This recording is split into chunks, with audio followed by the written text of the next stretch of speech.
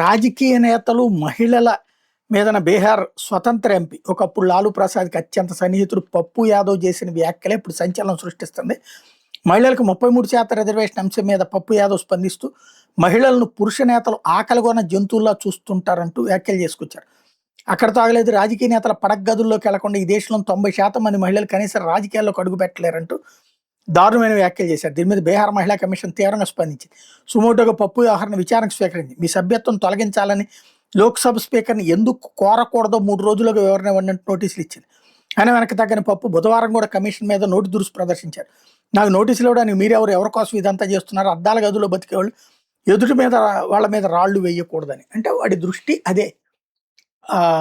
వాడు అన్న పాయింట్ ఏంటి, 10% మంది మహిళలంటే ఈ నాయకుల కొడుకులు, కూతుళ్ళు, భార్యలు వాళ్ళ జోలికి పోరు. మిగతా వాళ్ళందరూ ఇట్లాంటోళ్లే అనేటటువంటి సంకేతం ఇచ్చే ప్రయత్నం చేస్తారు. వీళ్ళందరూ మహిళా రిజర్వేషన్లను ఆపినటువంటి వాళ్ళు.